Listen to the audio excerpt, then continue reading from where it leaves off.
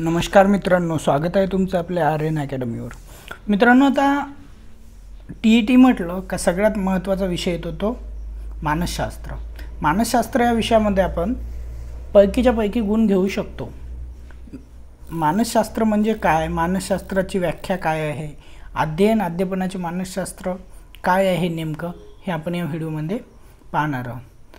त्यापूर्वी तुम्ही जर आपल्या आर्यन अकॅडमीला जर सबस्क्राइब केलेले नसेल, आर्यन अकॅडमी हे जे यूट्यूब चॅनल आहे हे तुम्हाला वेगवेगळे जे उपयुक्त व्हिडिओ आहेत अभ्यासासाठी ती घेऊन येत असते।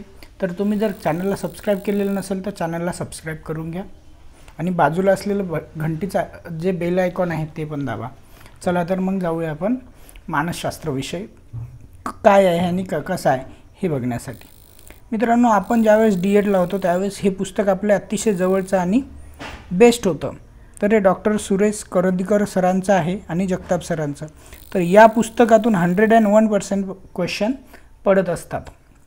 तर या पुस्तकामध्ये नेमकं काय काय सांगितलेलं आहे, तर या पुस्तकामध्ये व्यवस्थापन मानसशास्त्र आणि हे जे सगळे मानसशास्त्र आहेत त्याच्यापैकी आपल्याला पाहायचं आहे अध्ययनाचे मानसशास्त्र। हे बघा, याचे जे हे आहे कोणत्या घटकात काय दिलेलं आहे, अनुक्रमानिक आहे, अध्यापनाचे मानसशास्त्र, अध्ययन प्रक्रिया स्वरूप, अध्ययनावर परिणाम करणारे घटक, हे सगळं आपण याच्यात पाहणार आहोत। एकंदरीत काय तर पूर्ण पुस्तकच आपण या व्हिडिओमध्ये पाहणार आहोत, जेणेकरून तुम्हाला पुस्तक वाचल्याच्या नंतर कुठल्याही प्रकारच्या अडचणी येऊ नये आणि तुम्ही तेच पुस्तक यूट्यूबवर सुद्धा तुम्हाला मिळावं या उद्देशाने हा व्हिडिओ बनवण्यात आलेला आहे। अध्यापनाचे मानसशास्त्र स्वरूप व चर्चा काय, मानसशास्त्रातील सिद्धांताचा अध्यापनात उपयोग स्पष्ट करतो। वर्तन अभ्यासाच्या विविध प्रकारच्या पद्धतीचा माहिती सांगतो। आता प्रास्ताविका बघा, मानवी जीवन हे विविध अंगांनी नटलेले आहे। आता मी तुम्हाला फक्त वाचूनच दाखवणार नाही, सगळ्या गोष्टी वाचून दाखवल्या तर इथं जे जे इम्पॉर्टंट वाटते त्या गोष्टी आपण बघूया। प्रयत्नात आपण रमलेले असतो। आपल्याला शरीर, मन, सौंदर्य, नीती, समाज, तर्क, अर्थ, तत्वज्ञान या संगोपनाचा अभ्यास करायचा असतो, कारण यातूनच मानवी जीवन साकार होत असते। आता बघा, आपणा जीवनाचा समग्र अभ्यास करायचा आहे, ही गोष्ट निर्विवाद आहे। ज्या गोष्टीला आपण अंडरलाईन केलं ते थोडंसं महत्त्वाचं आहे बघा। त्या भागांनाच आपण शास्त्र म्हणतो। कोणत्या भागांना? समग्र जीवनाचा अभ्यास करण्यासाठी आपण जीवनाचे आपल्या सोयीनुसार भाग पाडले आहेत त्या भागांनाच आपण काय म्हणत असतो? शास्त्र म्हणत असतो। तर याच्यामध्ये मला काही महत्त्वाचं वाटत नाही आहे। चला, आपल्याला पूर्ण पुस्तक पाहायचं आहे, तर ज्या गोष्टी महत्त्वाच्या आहेत त्या अंडरलाईन केलेल्या आहेत मी या ठिकाणी, ते आपण करून घेऊ। मानवी जीवनाचा विकास साधण्यासाठी आपल्याजवळ शिक्षण हे महत्त्वपूर्ण साधन आहे, बरोबर आहे मित्रांनो। पृथ्वीवर जन्म घेणारा प्रत्येक मानव प्राणी अध्ययन करत असतो। अध्ययन करणे ही प्रक्रिया नैसर्गिक व सहज आहे। कशी आहे? नैसर्गिक आहे आणि सहज आहे। आपण प्रत्येकजण शिकत असतो, निसर्गातून किंवा कुठल्याही गोष्टीतून आपण शिकत असतो आणि ते सहज शिकत असतो। त्यानंतर अध्ययन करण्यासाठी शाळेत गेलेच पाहिजे असे काही नाही। तुम्ही किती शिकलेले आहे किंवा तुम्ही शाळेत गेलेले आहे हे काही इम्पॉर्टंट नाही आहे अध्ययन करण्यासाठी। जन्मलेले बालक भोवतालच्या परिस्थितीतून काही ना काहीतरी शिकत असतेच। हे त्याचे अध्ययन शाळा संस्थेचे अधिक पद्धतशीर केलेले अध्ययन अधिक गतिमान होण्याच्या हेतूने अध्यापन आले। अध्यापन करणारा अध्यापक आला, अध्ययन करणारा अध्ययनार्थी म्हणजेच विद्यार्थी पण आला। त्यांच्या अंतरक्रिया अध्यापन प्रक्रिया साकार झाली। या अध्यापन प्रक्रियेच्या शास्त्रशुद्ध अभ्यासासाठी मानसशास्त्र विषयाचा अभ्यास आला आहे। त्यानंतर शिक्षण अधिक फलद्रूप व्हावे म्हणून अध्यापनाचे मानसशास्त्र अभ्यासणार आहोत। बघा, तर आता मानसशास्त्र स्वरूप व व्याप्ती काय त्याची। मानस आणि शास्त्र या दोन शब्दापासून मानसशास्त्र हा शब्द तयार झाला आहे। मानसशास्त्र कसं झालं? मानस आणि शास्त्र, एकंदरीत काय तर मानसशास्त्र। मानस म्हणजे मन आणि एखाद्या विषयाच्या पद्धतशीर वस्तुनिष्ठ स्वरूपाचा अभ्यास म्हणजे शास्त्र होय। ठीक आहे मित्रांनो, थोडक्यात मनाचा वस्तुनिष्ठ व पद्धतशीर अभ्यास म्हणजे मानसशास्त्र होय। मन प्रत्येकाला आहे, पण शरीरात नेमके ते कोठे आहे? तुम्हाला जर म्हटलं, जसं तुमचा हात दाखवा तर तुम्ही हात दाखवू शकता, पाय दाखवा पाय दाखवू शकता, इवन तुमचं हृदय दाखवा म्हटलं तर हृदय दाखवू शकतो आपण, किडनी काहीही दाखवू शकतो म्हणजे ऑपरेशन करून। पण मन ही गोष्ट दिसणारी नाही आहे। म्हणून बहिणाबाईंनी म्हटलेलं आहे, मन केवढं केवढं तर मन आभाळा एवढा आहे आणि मन छोटंसं सुद्धा आहे। तर म्हणून मन दाखवता येत नाही. हवं आहे पण नेमकी कुठे आहे ते पण दाखवता येत नाही. अशी आपल्याला दाखवता येत नाही असे मन नेमके कुठे आहे हे दाखवता येत नाही, पण त्याचे अस्तित्व मात्र पदोपदी जाणवते. शरीराच्या विविध अवयवांकडून कृती घडतात. पायांच्या मदतीने आपण चालतो, हातांच्या मदतीने आपण वस्तू उचलतो, डोळ्यांनी पाहतो, कानांनी ऐकतो, नाकांनी श्वास घेतो. शरीराच्या विविध अवयवांकडून हजारो कृती घडतात. या सर्व कृतींच्या मागे मनाची स्फूर्ती, प्रेरणा व शक्ती असते, हे आपणास विसरून चालणार नाही. अगदी मानसशास्त्रीय भाषेत हे वर्णन करायचे झाल्यास आपणास असे म्हणता येईल की मन हे मानवी वर्तनाचे स्फूर्ती, प्रेरणा आणि शक्तिस्थान आहे. मन हे काय आहे तर मन हे मानवी वर्तनाची स्फूर्ती, प्रेरणा आणि शक्तिस्थान आहे. ही गोष्ट लक्षात ठेवा मित्रांनो, विचारल्या जाऊ शकते. अशा या मनाचे शास्त्र ते मानसशास्त्र होय. 21वे शतक हे मानसशास्त्राचे शतक मानले जाते. कधीचे? 21वे. खरं तर मानसशास्त्राच्या अभ्यासासाठी सुरुवातीला ॲरिस्टॉटल काळापासून म्हणजेच इसवी सन पूर्व 384 ते 322 पासून झाली. ॲरिस्टॉटल हे ग्रीक तत्त्वज्ञ होता. ग्रीक तत्त्ववेत्तेला त्याने डी ॲनिमा नावाचा ग्रंथ लिहिला. हे विचारले जाऊ शकतो की ॲरिस्टॉटल यांनी कोणता ग्रंथ लिहिला, तर डी ॲनिमा नावाचा ग्रंथ लिहिला. त्यात त्यांनी आत्म्यासंबंधीचे विचार समाविष्ट केलेले आहेत. आत्म्याचे शास्त्र हे मानसशास्त्र अशी व्याख्या कोणी केली तर ती ॲरिस्टॉटल यांनी केलेली आहे. ग्रीक काळातील आणखी एका तत्त्ववेत्तेला प्लुटो यांनी रिपब्लिकन नावाचा, रिपब्लिकन म्हणजे काय तुम्ही सांगा मला खाली कमेंटमध्ये की रिपब्लिकन कशाला म्हणतात, लिहिला. या ग्रंथात व्यक्तिभिन्नतेसंबंधी विचार मांडले आहे. हे विचार मानसशास्त्रीय अतिशय जवळचे आहेत. ग्रीक तत्त्वज्ञाप्रमाणे रोमन काळात क्विंटिलियन नावाचा शिक्षणतज्ज्ञ होऊन गेला. तक्ता तयार करण्याच्या निवडीत व्यक्तीची बुद्धी लक्षात घ्यावी याने म्हटले आहे. थोडक्यात सांगायचे झाल्यास ग्रीक रोमन काळापासून तुटकपणे त्याचा अभ्यास चालू झाला. कशाचा तर मानसशास्त्राचा अभ्यास ग्रीकच्या याच्यापासून चालू झालेला आहे. त्यानंतर बघा मित्रांनो, आता खऱ्या अर्थानं आपण बघूया मानसशास्त्र काय. सायकोलॉजी हा शब्द सायको आणि लॉजिक्स या दोन ग्रीक शब्दापासून तयार झाला. कोणत्या? ग्रीक शब्दापासून तयार झालेला आहे. सायको म्हणजे काय तर आत्मा आणि लॉजी म्हणजे काय तर आत्म्यासंबंधी चर्चा करणारे शास्त्र सायकोलॉजी.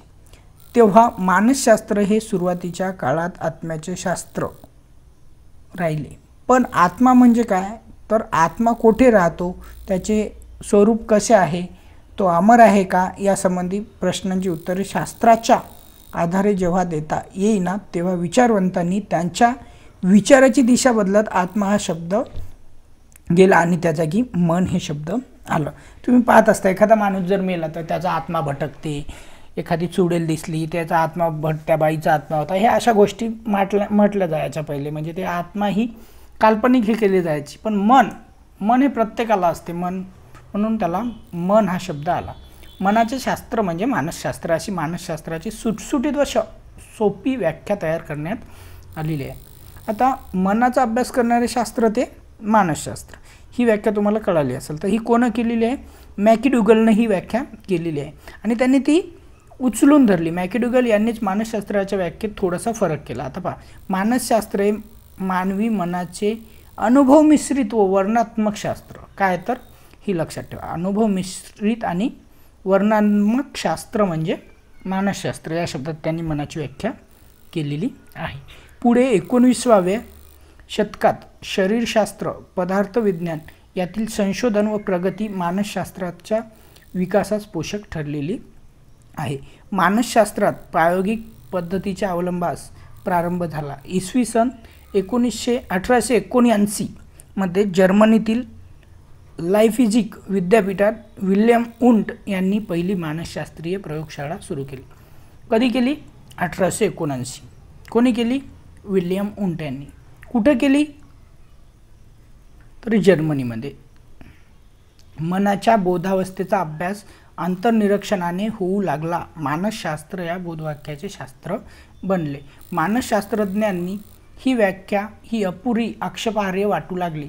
मानवी वर्तनाच्या मुळाशी अबोध प्रेरणा असतात हे फ्राईडचे निदर्शनास आले. ही गोष्ट लक्षात ठेवा मित्रांनो. त्यामुळे मानसशास्त्र हे बोधात्मक व अबोधात्मक जाणीवांचा अभ्यास करणारे शास्त्र बनले. मानसशास्त्राची व्याख्या आणखी वाढली. अमेरिकेतील वर्तनवादी मानसशास्त्र वॅटसन यांनी मन आणि बोधावस्था झुगारून देऊन मानवी वर्तनाचे शास्त्र मानसशास्त्र अशी व्याख्या केलेली आहे. मन नावाच्या मानसशास्त्रज्ञाने त्यात मानसशास्त्र हे अनुभव व वर्तनाचे शास्त्र ठरविले. वरील व्याख्या समाधानकारक असल्या तरी त्यात प्राणी वर्तनाचा समावेश होत नाही. मॉर्गन किंग आणि रॉबिन्स यांनी मानसशास्त्राची व्याख्या थोडीशी बदलली. तर त्यांनी काय व्याख्या केलेली आहे मानसशास्त्राची? मानव आणि मानवेतर प्राण्यांच्या वर्तनाचे शास्त्र म्हणजे मानसशास्त्र. कोणी केलेली आहे ही व्याख्या? मॉर्गन किंग यांनी. ओके. आणि रॉबिन्स. त्याच्यानंतर उडवर्थ यांनी वर्तनाचे सूत्र B+-SOR असे मांडलेले आहे. बिलीव, हे बघा हे काय आहे? म्हणजे वर्तन, उद्दीपक, जीव, प्रतिक्रियेचे असे सूत्र त्यांनी मांडलेले आहे. आता बघा मानसशास्त्राच्या व्याख्या काय आहे? व्यवस्थापन मानसशास्त्र, तौलनिक शाखा ज्या आहेत मानसशास्त्राच्या त्या शाखा बघा. व्यवस्थापनाचे मानसशास्त्र आहे, तौलनिक मानसशास्त्र आहे, प्राणी मानसशास्त्र आहे, सामान्य मानसशास्त्र आहे, शारीरिक आहे, सामाजिक आहे, बाल आहे, व्यक्तिगत आहे, शैक्षणिक आहे, औद्योगिक आहे, अनुवंशाचे आहे, गुन्हेगारीचे आहे, चिकित्सा मानसशास्त्र आहे. हे वेगवेगळे तुम्ही जर पाहिलं असेल सर्कसमधले प्राणी वगैरे असतात त्यांचं काय आहे तर त्यांना एक हे असते, एक व्यक्ती असते की त्याला हँडल करते, त्यांनी त्या प्राणी मानसशास्त्राचा अभ्यास केलेला असते. गुन्हेगार लोक असतात त्यांची खूप गुन्हेगार वृत्ती असते, त्यांनी काय केलेलं असते, त्यांना समाजाच्या प्रवाहात आणण्यासाठी त्यांना हे केलं जाते की मार्गदर्शन केलं जाते, त्यांनी गुन्हेगारीच्या मानसशास्त्राचा अभ्यास केलेला असतो. आता बघा मानसशास्त्र हे वर्तनाचे मानसशास्त्र आहे. वर्तन म्हणजे तरी काय तर परिस्थितीला धरून चालू केलेले हे असते. व्यक्तीचे वर्तन मानसशास्त्राला केला जाणारा व्यक्तीच्या वर्तनाचा अभ्यास दृष्टिकोनातून होऊ लागला. त्यामुळे मानसशास्त्राच्या अनेक शाखांचा विस्तार झालेला आहे. आता बघा शरीरशास्त्रीय मानसशास्त्र काय? व्यक्तीच्या वर्तनावर व मनस्थितीवर त्याच्या शारीरिक अवस्थेचा परिणाम होत असतो. ज्ञानेंद्रियांनी विशिष्ट रचना, मज्जारज्जूंची रचना व कार्य, मेंदूंचे विविध विभाग व त्यांचे केंद्र यांचा भावना, संवेदना, स्मृती, विचार यांच्याशी संबंध, तसेच शरीरातील विविध ग्रंथींतून पाझरणारे स्त्राव व शारीरिक बौद्धिक विकास इत्यादीचा अभ्यास शरीरशास्त्रीय मानसशास्त्रात करत असतो. त्यानंतर काय तुलनात्मक मानसशास्त्र, त्यानंतर सोशल सायकोलॉजी म्हणजे सामाजिक मानसशास्त्र. हे बघा मित्रांनो याच्यामध्ये फक्त कोणत्या मानसशास्त्रात कशाचा अभ्यास केला जातो हे दिलेलं आहे. आपल्याला प्रामुख्याने चाइल्ड सायकोलॉजी बाल मानसशास्त्र असतं, त्याच्यामुळे आपण बाल मानसशास्त्रात काय अभ्यास करायचा आहे तेवढं पाहू आणि समोर जाऊ. बाल मानसशास्त्रात बालकांचे शारीरिक विकासाचे टप्पे, त्यानुसार बालकांचा होणारा बौद्धिक, भावनिक व क्रियात्मक विकास, क्रिया प्रतिक्रियांचे स्वरूप, बालकांच्या विकासावर पडणारी नैतिक सामाजिक छाप, तसेच त्यांच्या व्यक्तिमत्वाचा विकास इत्यादी गोष्टींचा पद्धतशीर अभ्यास बालमानसशास्त्रात केला जातो. आपल्याला हे विचारू शकतात की बालमानसशास्त्रात कशाचा अभ्यास केला जातो, तर आपल्याला एवढा अभ्यासायचा आहे. ठीक आहे मित्रांनो. याच्या व्यतिरिक्त आपण दुसऱ्या पाहण्यात काही अर्थ नाही आपला, ते काही विचारणार नाही, त्यामुळे आपण जे विचारतो तेच घेऊया. त्याच्यानंतर अध्ययन अध्यापन प्रक्रियेशी मानसशास्त्राचा संबंध कसा आहे ते पाहायचं आहे आपल्याला. अध्ययन अध्यापन प्रक्रियेचा विचार करण्यापूर्वी शिक्षण या संज्ञेची संज्ञा आपणास माहीत असायला हवी. शिक्षण ही अधिक व्यापक संज्ञा आहे. शिक्षण या शब्दाला एज्युकेशन असा शब्द वापरला जातो. लॅटिन भाषेमध्ये टू एज्युकेट म्हणजे टू लीड, मार्गदर्शन करणे. काही विचारवंत ई म्हणजे आउट आणि डेको म्हणजे to draw. Education mean to draw or what is पेन्शनल असा शिक्षण संज्ञेचा अर्थ लावलेला आहे. शिक्षण म्हणजे व्यक्तीच्या सर्वांगीण विकास. सर्वांगीण विकासात शारीरिक, मानसिक आणि सामाजिक व नैतिक विकास समाविष्ट आहे. बघा सर्वांगीण विकासात काय काय समाविष्ट आहे तर ही गोष्ट लक्षात घ्या. शारीरिक, मानसिक, सामाजिक, भावनिक आणि नैतिक विकास समाविष्ट असतो. शिक्षण म्हणजे अपेक्षित वर्तन बदल. शिक्षण आपल्याला काय शिकवत असते तर चांगलं वर्तन शिकवत असते मित्रांनो. त्यामुळे शिक्षण म्हणजे काय तर अपेक्षित वर्तन बदल होय. व्यक्तीच्या वर्तनात सुयोग्य व अपेक्षित बदल घडवून आणण्याचे कार्य शिक्षण करीत असते. शिक्षणाच्या माध्यमातून व्यक्तिमत्वाचा समतोल विकास साधला जातो, तसेच समायोजन क्षमताही विकसित होते. शिक्षण प्रक्रियेचे वैशिष्ट्यही या संदर्भात आपण विचारात घेतले पाहिजे. वैशिष्ट्य, आता ही वैशिष्ट्ये कोणकोणती आहे हे आपल्याला विचारू शकते किंवा जोड्या लावा किंवा देऊ शकते खाली वैशिष्ट्ये आणि यापैकी कोणतं वैशिष्ट्य नाही किंवा खालीलपैकी कोणती वैशिष्ट्ये आहे असा प्रश्न विचारला जाऊ शकतो. बघा, शिक्षण ही अखंडपणे चालणारी प्रक्रिया आहे, नैसर्गिक व सहज प्रक्रिया आहे. शिक्षण ही केंद्रात्मक प्रक्रिया आहे. त्याच्यानंतर मानसिक प्रक्रिया आहे, सामाजिक आहे, औपचारिक आणि अनौपचारिक आहे आणि सहजपणे दिले जाते शिक्षण. त्यामुळे शिक्षण ही एक स्वयंस्फूर्त प्रक्रिया आहे, एवढं आपल्याला लक्षात ठेवायचं आहे मित्रांनो. त्यानंतर बघा, अध्यापनाचे मानसशास्त्र स्वरूप व चर्चा. व्यक्तिवर्तनाचा अभ्यास मानसशास्त्र करते. वर्तनाला योग्य वळण लावण्याचे काम शिक्षणशास्त्र करत असते. वर्तनाला योग्य वळण लावण्याचे काम काय करते तर शिक्षणशास्त्र करत असते. सागरातील पाणी आणि लाटा यांचा जसा संबंध आहे तसा शिक्षण शास्त्र आणि मानसशास्त्राचा संबंध आहे. त्यानंतर बघा, अध्ययन व शैक्षणिक मानसशास्त्राचा प्रमुख विषय आहे. अध्ययन हा शैक्षणिक मानसशास्त्राचा काय आहे तर प्रमुख विषय आहे. अध्ययनाचे सिद्धांत, अध्ययनातील पठारावस्था, अवधान, अभिरुची, प्रेरणा, स्मरण, व्यक्तिभेद, अनुवंश, परिसर, मानसिक आरोग्य हे सगळे घटक बालविकासाशी संबंधित आहे. बालविकासाशी संबंधित घटक विचारले जाऊ शकतात, तर हे लक्षात ठेवायचं मित्रांनो.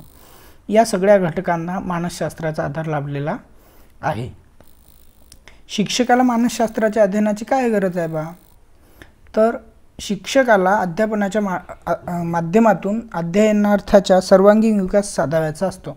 आपण जेव्हा विद्यार्थ्यांना शिकवतो त्यावेळेस फक्त त्याला याच्यापुरतं नाही तर त्याचा सर्वांगीण विकास आपल्याला साधायचा असतो. शिक्षणशास्त्र हे शिक्षणाचे ध्येय निश्चित करते, तर ध्येय गाठण्यासाठी मानसशास्त्र मार्गदर्शन करत असते. हे मार्गदर्शन घेण्यासाठी शिक्षकाला मानसशास्त्राचा अध्ययनाची गरज असते. कशासाठी तर ध्येय निश्चित करते, तर ते ध्येय गाठण्यासाठी मानसशास्त्र मार्गदर्शन करत असते. गोष्ट लक्षात असू द्या.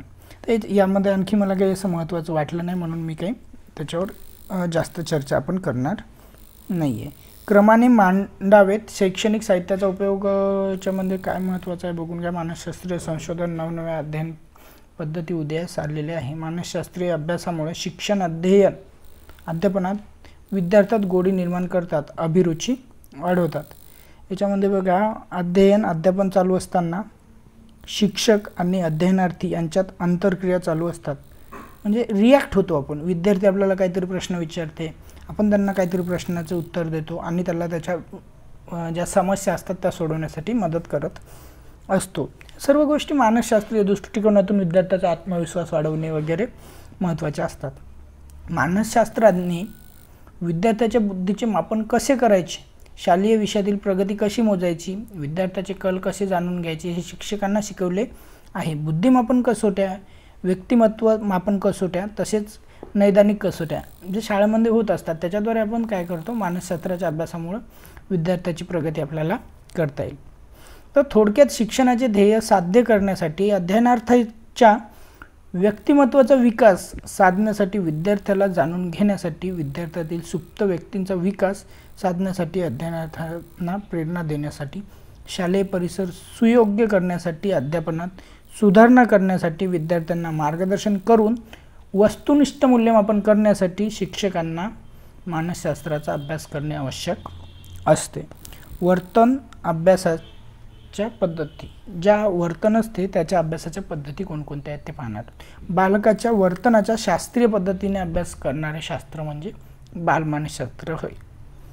मानसशास्त्राच्या बालकाच्या वर्तनाच्या अनेक दृष्टिकोनातून अभ्यास केला जातो. मानसशास्त्रज्ञांनी बालकाला विकास कसा होतो, तसेच विकासाचे टप्पे कोणते, प्रत्येक टप्प्याची वैशिष्ट्ये कोणती याचा अभ्यास आपल्याला करायचा आहे. बालकाच्या गरजा कोणत्या, समस्या कोणत्या, उपजत क्षमता कोणत्या त्याचाही अभ्यास केलेला जातो. त्यानंतर बालकाचे व्यक्तिमत्व कसे आकारते त्याचा शोध घेतला आहे. बघा मित्रांनो, आपण ज्यावेळेस एखादा विद्यार्थी शाळेमध्ये शिकवत असतो तर त्याचे काही मुलं असे असतात गुंड प्रवृत्तीचे असतात. तर त्यांची प्रवृत्ती तशी का होते, गुंड प्रवृत्तीचे का असतात? काही मुलं खूप भांडण करतात, तर ती झगडा भांडण वर्गामध्ये का करतात? काही खूप शांत असतात, तर ते आपल्याला मानसशास्त्रीय दृष्टिकोनातून अभ्यासणे खूप महत्त्वाचे असते. यामध्ये बघा, वर्तनाचा अभ्यास पद्धतीचे वर्गीकरण शास्त्रीय व शास्त्रीय अशा दोन पद्धती आहेत त्याच्या. तर अभ्यास पद्धती कोणत्या आहेत? एक आहे शास्त्रीय आणि दुसरी आहे अशास्त्रीय. शास्त्रीयमध्ये प्रायोगिक, जीवन वृत्तांत, सर्वेक्षण, वैकासिक, मनोविश्लेषक. त्यानंतर अशास्त्रीयमध्ये पर्यंक, दंतकथा आणि आत्मनिरीक्षण हे अभ्यास पद्धती आहेत. तर निरीक्षण पद्धतीमध्ये काय येते, तर आत्मनिरीक्षण आणि बाह्य निरीक्षण ह्या दोन पद्धती येतात निरीक्षण पद्धती म्हणजे. त्यानंतर आत्मनिरीक्षण म्हणजे काय, तर अंतर्मुख होऊन स्वतःच्या अनुभवाचे निरीक्षण करण्याच्या पद्धतीत आत्मनिरीक्षण पद्धत असे म्हणतात. काय, तर अंतर्मुख होऊन स्वतःच्या अनुभवाने निरीक्षण करायचे त्याला आत्मनिरीक्षण असे म्हणतो किंवा अंतर्निरीक्षणसुद्धा म्हणता येईल. एखाद्या घटनेचा अनुभव घेऊन त्याचा वृत्तांत कथन करणे म्हणजे आत्मनिरीक्षण होय. अंतर्निरीक्षण त्यालाच म्हणतो आपण. आत्मनिरीक्षणाच्या पद्धतीचा अवलंब करण्यात काही फायदे आहेत तर काही तोटेसुद्धा आहेत. आत्मनिरीक्षणाला काही मर्यादा पडतात. आता आपण आत्मनिरीक्षण पद्धतीचे फायदे आणि तोटे बघायचे आहेत. आत्मनिरीक्षण पद्धतीचे फायदे आहेत. या पद्धतीत प्रयोग करणारा प्रयोजक व ज्याच्यावर प्रयोग करायचा असतो तो प्रयोज्य, हे कळालं. म्हणजे या पद्धतीमध्ये प्रयोग करणारा, समजा मी आहे तर मी प्रयोग करणारा कोण, प्रयोजक. ज्याच्यावर प्रयोग करायचा, एखाद्या विद्यार्थ्यावर प्रयोग करायचा असेल तर तो कोण आहे, प्रयोज्य आहे. या दोन्ही व्यक्ती एकच असतात. मन ही प्रयोगशाळा सतत आपल्याबरोबर असते. इतर कोणत्याही साहित्याची आवश्यकता नसते. स्वतःच्या मानसिक क्रियांचे निरीक्षण करायचे असते, म्हणून ही पद्धत केव्हाही आणि कुठेही वापरता येते. आत्मनिरीक्षण पद्धतीमध्ये कसं असतं मित्रांनो, की जसं मी इथं सांगितलं की ज्याच्यावर प्रयोग करायचा असतो तोही मीच असतो आणि जो प्रयोग करतो तोही मीच असतो. त्याच्यामुळे त्याला आत्मनिरीक्षण पद्धत म्हणतात. अगोदरचं थोडंसं मिस्टेक झाली होती, हे समजून घ्या. त्यानंतर स्वतःच्या मानसिक क्रियांचे निरीक्षण करायचे असते, म्हणून ही पद्धत केव्हाही आणि कुठेही वापरता येते. आत्मनिरीक्षण पद्धतीमध्ये बिनखर्चाची ही पद्धत आहे. त्यानंतर बघा मित्रांनो, याच्यामध्ये काही आत्मनिरीक्षण पद्धतीचे काही तोटे पण आहेत. ज्यावेळेस आपण स्वतःचंच आत्मनिरीक्षण स्वतः करत असतो तर स्वतःच्या वाईट ज्या गोष्टी आहेत ते आपण लपवण्याचा प्रयत्न करत असतो. आत्मनिरीक्षण करणे कठीण आहे. तीव्र स्वरूपाची भावना निरीक्षण तीव्रता कमी न होऊ देता करणे खरोखर कठीण असते. अस्पष्ट मानसिक प्रक्रियांचे निरीक्षण करणे कठीण असते. आत्मनिरीक्षण व्यक्तिगत असल्यामुळे व्यक्तीची आवडीनिवडी, वृत्तांत वगैरे यामध्ये येत असतात. यामध्ये असं परीक्षेच्या दृष्टिकोनातून महत्त्वाचं असं मला तरी काही नाही वाटत. त्याच्यानंतर आपण थोडंसं फास्ट घेतो आहे मित्रांनो, कारण आपल्याला वेळ कमी आहे आणि फास्ट घेतलेलं व्यवस्थित राहील. ज्यावेळी भावनांचे स्वरूप मिश्रित असते तेव्हा आत्मनिरीक्षण दोषपूर्ण होऊ शकते. बाह्य निरीक्षण काय आहे हे तुम्हाला, बाह्य निरीक्षण म्हणजे काय, तर निरीक्षणाच्या बाबतीत पुढील चुका होण्याची शक्यता असते. एखाद्या घटनेत निरीक्षण न करतात म्हणजे अनिरीक्षण होय. एखाद्या गोष्टीचं निरीक्षण न करणे म्हणजे अनिरीक्षण होय. एखाद्या घटनेचे अपनिरीक्षण म्हणजे चुकीचे निरीक्षण करणे. हे काही गोष्टी आहेत मित्रांनो, ह्या तुम्ही बघून घ्या कोणत्या कोणत्या गोष्टी याच्यामध्ये येऊ शकतात. निरीक्षण पद्धतीच्या मर्यादा येतात काही, त्या मर्यादाही आपल्याला अभ्यासणं गरजेचं आहे. प्रायोगिक पद्धती कोणत्या आहेत याच्यामध्ये बघा, जर्मनीत फिलिपाईक्स येथे 1879 मध्ये जी पहिली मानसशास्त्रीय प्रयोगशाळा वूड यांनी स्थापन करून प्रयोग पद्धतीला तेव्हापासून विशेष महत्त्व प्राप्त झाले होते. प्रयोग पद्धतीत सामान्यपणे 2 गट केले जातात. एक गट नेहमीच्या पद्धतीत ठेवला जातो, त्याला नियंत्रित गट असं म्हटले जाते. दुसऱ्या एका गटावर प्रयोग केला जातो त्याला प्रायोगिक गट असं म्हटले जाते. ह्या 2 गोष्टी आपल्याला विचारल्या जाऊ शकतात. प्रयोगाच्या सुरुवातीला प्रयोगपूर्ण चाचणी प्री टेस्ट दिली जाते. प्रयोग झाल्यानंतर पुन्हा दोन्ही गटांची प्रयोगानंतरची चाचणी पोस्ट टेस्ट दिली जाते. प्रायोगिक गटांच्या बाबतीत कोणता बदल झाला हे शोधून काढले जाते. वर्तनाचा परिणाम करणारे अन्य घटक स्थिर असल्यामुळे बदलत्या घटकांचा परिणाम नोंदविला जाऊ शकतो. प्रायोगिक पद्धतीचे गुणवैशिष्ट्य कुठले आहे, त्यानंतर प्रायोगिक पद्धती वस्तुनिष्ठ व शास्त्रशुद्ध पद्धती आहेत। या पद्धतीत पूर्वग्रहाला थारा नसतो। हे पण आपल्याला विचारलं जाऊ शकतं मित्रांनो याच्यामध्ये की प्रायोगिक पद्धतीच्या मर्यादा। यामध्ये काय आहे ते प्रायोगिक पद्धतीत दोन समतुल्य गट निर्माण करावे लागतात। हे समतुल्य गट करणे किंवा मिळणे अत्यंत कठीण असते। प्रयोग करणारी व्यक्ती म्हणजेच प्रायोजक व्यक्ती तज्ञ असणे आवश्यक असते। ज्या व्यक्तीवर प्रयोग केला जातो त्या प्रयोज्य व्यक्तींची वृत्ती प्रयोगाला अनुकूल नसेल तर भलतेच परिणाम आढळून येऊ शकतात। प्रयोग करत असताना नियंत्रण परिस्थितीत नैसर्गिक प्रतिसाद नॅचरल रिस्पॉन्स मिळत नाहीत। प्रयोगाच्या आंतरिक घटकावर आपण नियंत्रण ठेवू शकत नसतो। त्याच्यामुळं ह्या ज्या काही गोष्टी आहेत मित्रांनो त्या आपल्याला करणे आवश्यक असते। म्हणजे खर्चिक वगैरे असू शकतात ह्या। त्यानंतर बघा आपल्याला याच्यातले काही जे प्रश्न उत्तर आहेत त्याच्यावर आपल्याला विशेष फोकस द्यावा लागेल। मानसशास्त्र म्हणजे काय किंवा हे स्पष्ट करा, हे प्रश्न आपल्याला पेपरला यायचे। आता याच्यामध्ये आपल्याला काय येऊ शकते बघा, मानसशास्त्रीय व्याख्या सांगा किंवा मानसशास्त्रीय सिग्मंड फ्राइड यांनी कोणती भर घातली थोडक्यात सांगा। विल्यम वूडचे मानसशास्त्र यांचे हे येऊ शकते मित्रांनो की कधी चालू केले आणि कधी हे केलं ते। तर हे बघा हे मानसशास्त्राचे जनक होते। याच्यातला कोण मानसशास्त्राचा जनक होता ते तुम्ही सांगायचं आहे। कोण होता? ॲरिस्टॉटल। हे सगळ्यांना यायला पाहिजे। सायकोलॉजी हा शब्द या भाषेतून निर्माण झालेला आहे। सायकोलॉजी हा शब्द कोणत्या भाषेतून निर्माण झालेला आहे मित्रांनो ते तुम्हाला सांगायचं आहे। तर सायकोलॉजी हा शब्द